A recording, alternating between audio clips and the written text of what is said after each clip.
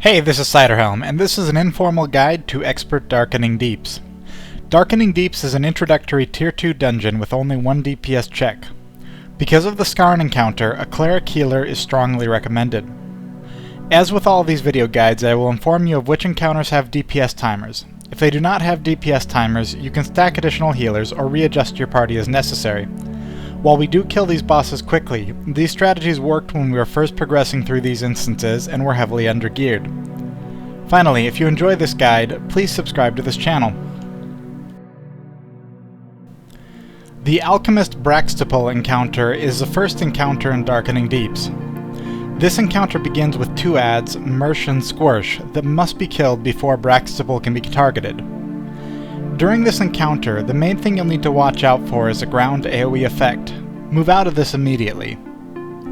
Overall, the Braxtopal encounter is a very easy freebie given to your party for clearing an absurd amount of trash leading up to him. Unless your tank is severely undergeared or your party is not paying attention, this should be an easy encounter. This encounter does not have a DPS timer.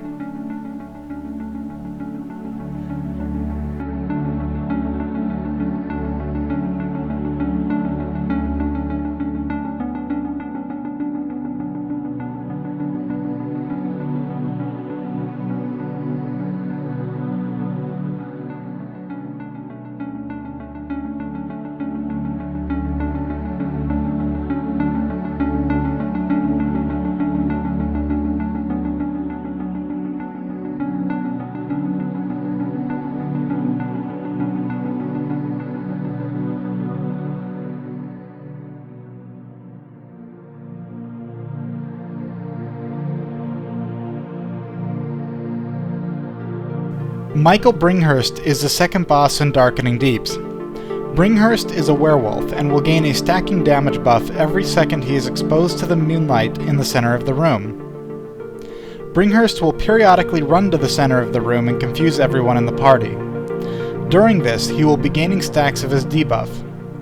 As soon as the confuse effect is complete, the tank should immediately move to Bringhurst and move him back out of the moonlight. Simply hitting Bringhurst is not enough to break his howling. It's important for the tank to pay attention to Bringhurst and make sure that he has begun using normal melee attacks before attempting to move him out of the moonlight. If the tank attempts to move him before Bringhurst has responded to the tank, Bringhurst will remain in the center of the room and will rapidly cast a heavily damaging AoE spell on the party. As soon as Bringhurst is removed from the moonlight, his damage stacks will rapidly fall off and he will return to normal. This encounter does not have a DPS timer.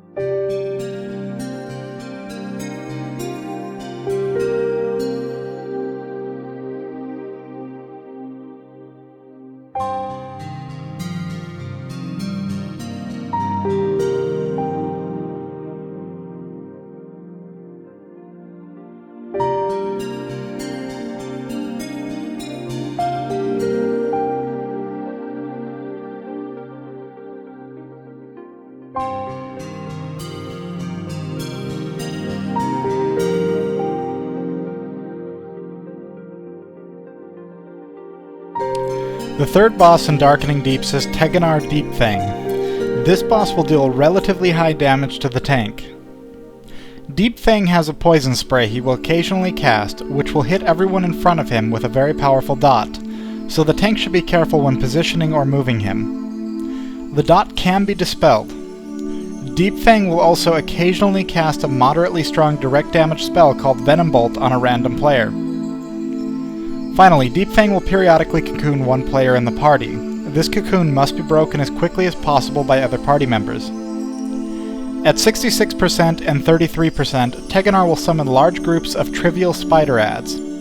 These can be tanked by either the tank or a DPS, and AoE down or cleave down. As a tank, I tend to have the party stay close to his back and wait until a poison spray has been cast and I'm not rooted before turning her to pick up the adds.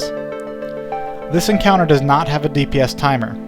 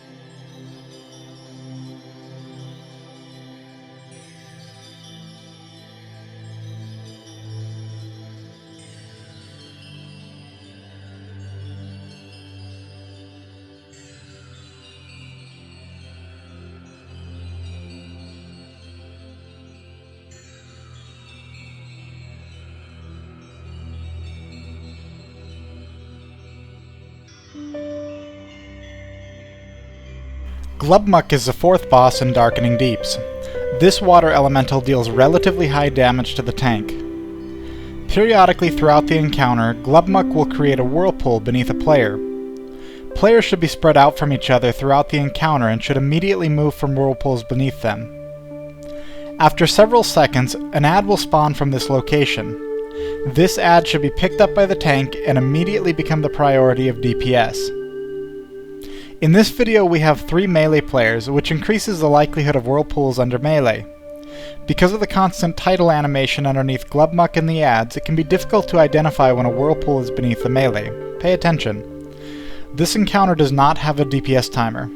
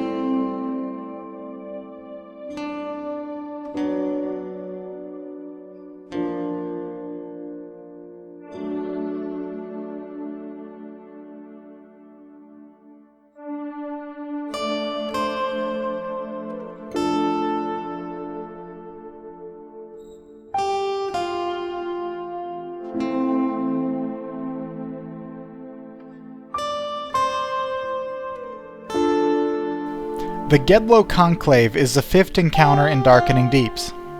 This consists of 3 mobs, Nuggo, Gerbik, and Swedge. Nuggo is a healer, Gerbik is a caster, and Swedge is a melee hitter. This encounter has cleaves and random party damage. These can all be tanked by a single tank simultaneously, but DPS should focus on a single target to bring them down in order. When each dies, the others heal to full and a new ability is granted. High Shaman Nuggo is the first of the 3 that should die. He will occasionally cast a shield on himself. Once below 50%, he will frequently cast a healing buff on himself.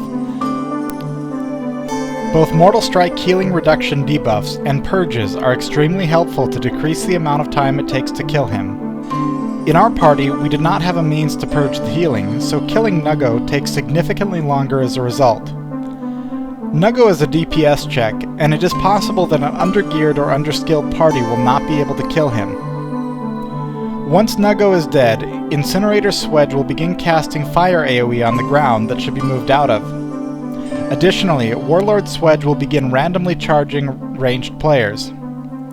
At this point, the encounter is a straightforward kill on Gerbik. Once Gerbik is down, you will not need to worry about further ground AoE and can focus on killing Swedge.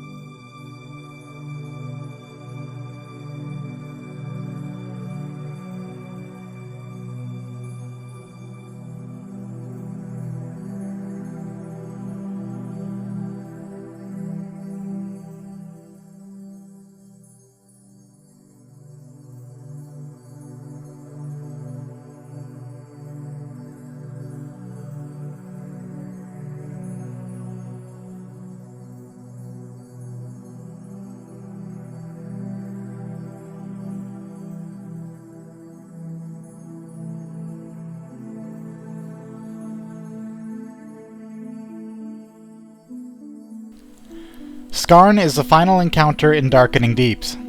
This encounter has high tank damage and high party damage. Additionally, this encounter can be difficult for Chloromancers and Bards to heal as effectively as others due to his air phase.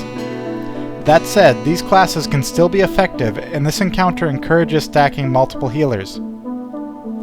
Your party will be dealing primarily with fire damage. Your number one priority and buff should be elemental damage resistance. Run speed can be helpful as well, as can endurance and any other survivability buffs.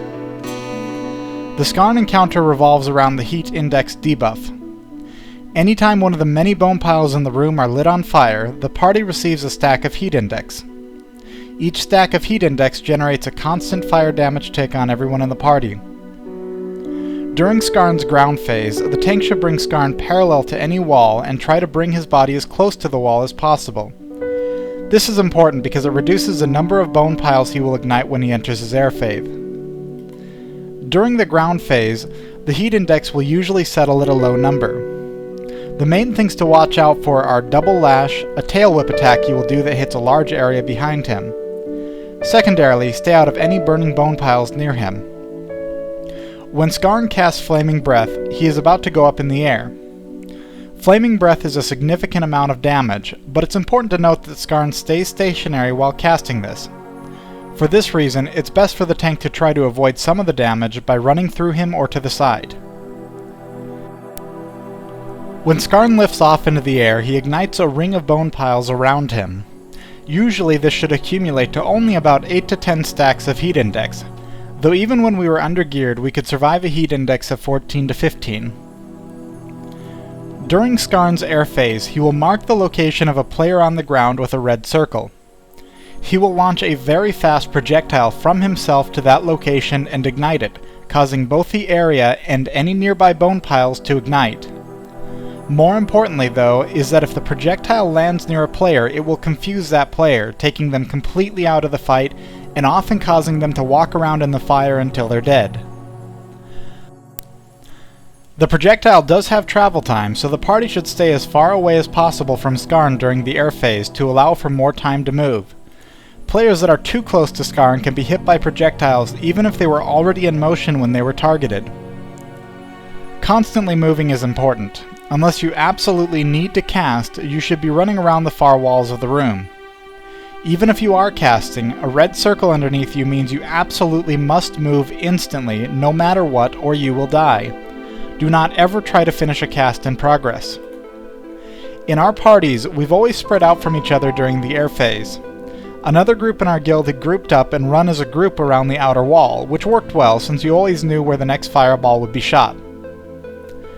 During the air phase, Skarn will cast his projectile AoE 3 times. Immediately after the third, he will begin landing and the tank should pick him up as quickly as possible.